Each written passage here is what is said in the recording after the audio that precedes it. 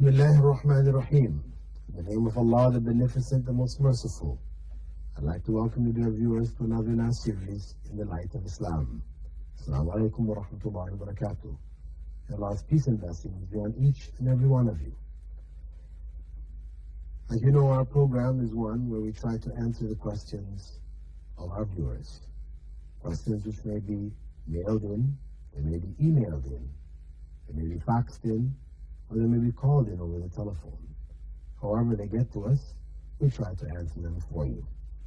And you're welcome to contact us at any time with your questions, and we'll do our best to try to answer them for you.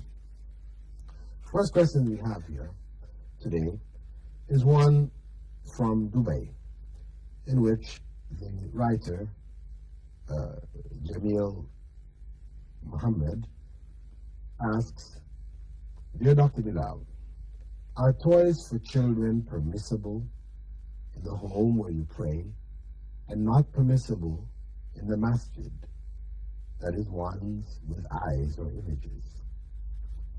Toys for children.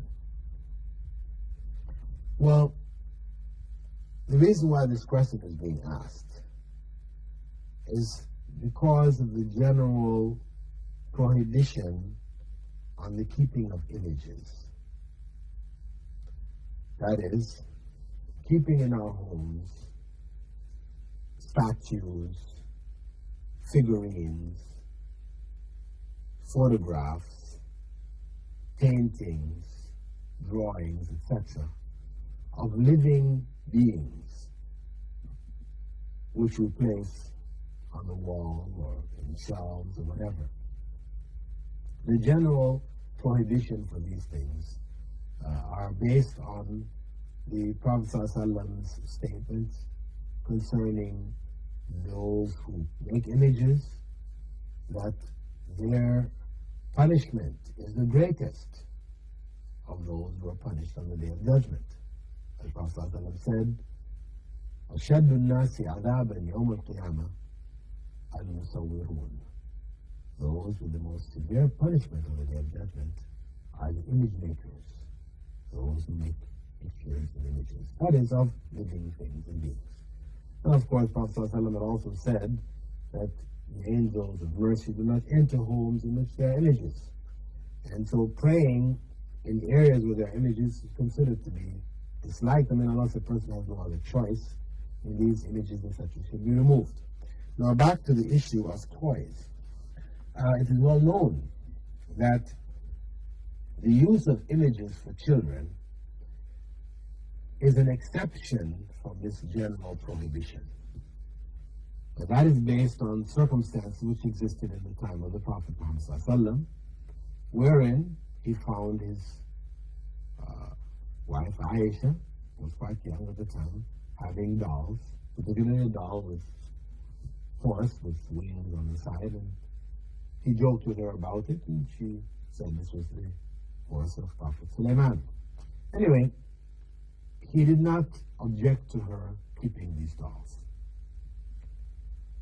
And we know from the practice of the Sahaba that they also gave dolls to their children. Now, the question is it permissible in the home where you pray and not in the masjid? That is, can it be kept in the home? Well, these dolls were in the home of Prophet Muhammad ﷺ, in Aisha's closet. So we know it is permissible to keep it in the home. These are an exception from the general rules prohibiting images. Furthermore, we know from the practice of the companions that one of the occasions where they used to have dolls for their kids was during Ramadan, when they would encourage the kids to fast. They would make dolls for them, and they would play with these dolls. This was in the masjid. They would play with the dolls until such time as the time for breaking the fast came, to sort of distract them from their hunger. So we know from that there isn't a prohibition of these dolls from the masjid. And the issue here, as the writer asks, these are ones with eyes. The issue is not about eyes or not having eyes. Now, some people try to make a distinction between dolls of today, which are finely formed. They say, we know you have the eyes, the nose, the mouth, etc., etc. Whereas dolls in those days tended to be crude and so and so. So the crude ones are allowed, and the ones which are in detail not allowed. No, these distinctions are meaningless distinctions. The fact that the images were allowed in those times means that they are allowed for children, regardless. Right? So we wouldn't make this distinction between the two. They are permissible for the children in the home, and if they have served some kind of purpose in the sense of keeping the children occupied in the masjid while waiting to break the fast, it's also permissible there.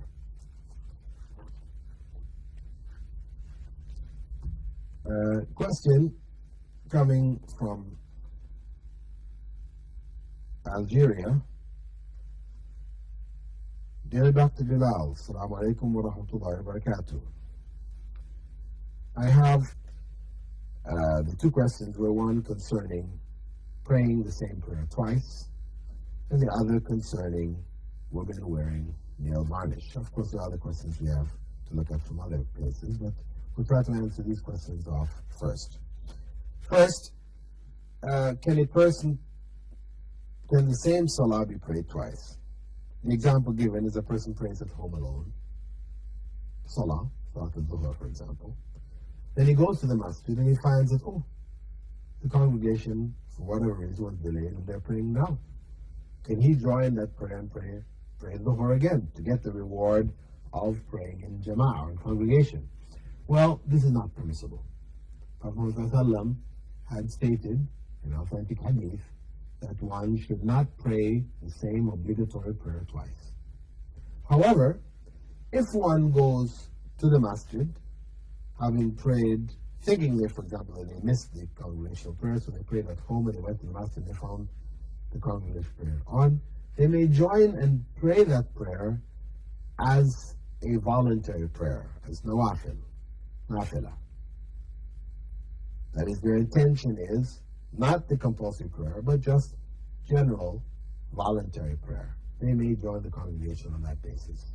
We know this because of the fact that Mu'adh ibn Jabal, one of the companions of the Prophet Muhammad, used to pray Salat al-Isha with the Prophet Muhammad, and then he would go home to the area of his tribe or his clan, and he would lead his people in congregational prayer. What was he doing then? He was leading them in Salat al-Isha, but he didn't have the intention for Salat al-Isha. His intention was a voluntary prayer. They were praying behind him Salat al-Isha because he was the most knowledgeable, he had memorized the most Quran amongst them, so he was leading them in prayer. So we know Prophet did permit it. The other occasion where a man came into the mosque, he was late for a congregational prayer, he missed it. So he was standing, he came in and he was going to perform that congregational prayer, that prayer which he missed, the compulsory prayer. And the Prophet ﷺ asked if anyone would come, get up and make sadaqah on him, to give him some charity by praying along with him. And one of the companions got up and joined him in prayer. Again, the man who's making the prayer, who came in late, his intention is to pray that missed prayer. Whereas the one who's joining him, his intention is not to pray the missed prayer because he already prayed it. What his intention is just to pray a voluntary prayer along with this person so that he gets the reward of praying together. So, it is not permissible, as a general rule, it's not permissible to pray the same compulsory prayer twice. Not permissible. However, one may pray that compulsory prayer first and then join another congregation or lead another congregation of that same prayer, having the intention for voluntary prayer. Second question, are Muslim women allowed to wear nail polish? Wearing nail polish or nail varnish, there's a distinction between the two. Nail polish being the colored, nail varnish being a clear coating which keeps the nail looking shiny. Are Muslim women allowed to wear it? Well, we could say, technically speaking, in the case of the times when a woman is on her menses, when she doesn't have to make ablution or ghusl, she doesn't have to make the minor purification, face, washing face, hands, feet, etc., or the complete ritual bath because of sexual defilement, she may wear it because it doesn't prevent her from anything, any religious act that she needs to do, or she needs to be in a state of purification because she's in a state of menses. However, when we say she can wear it, we have to consider also, can she go out of the home wearing it? Meaning she's wearing this nail polish, we'll say nail varnish, which now gives the fingers this glint or color, attracting attention. It's part of beautification. Can she take that out now in public? If she's wearing gloves, so her hands are not visible, no harm. But if she is going to be amongst men, etc., where this now becomes a means of drawing attention to herself, then we'll say Islamically it's not permissible. Not permissible for her to wear nail polish or nail varnish outside the home, unless she wears gloves or she's out amongst women. But if she's going to be amongst men, she's going to come in contact with men, and this is going to serve as a means of drawing attention to herself, then, Islamically speaking, this is not permissible. We have another question which is related to this. And this question comes from England. Dear Dr. Bilal, could you answer these two questions for me? As we women are faced with this problem continually. Can women cut their hair to the extent that appearance looks like a woman? And can wudu be done with nail polish on? Okay, the second part of the question, and we'll answer it since it's related to what we just spoke of. Can a woman make wudu, that is the minor purification, wearing nail polish, or, as the person who Algeria asked, wearing nail varnish? No, wudu is not complete. If a person wearing nail polish or nail varnish, this nail polish or varnish prevents water from getting to this part of the body.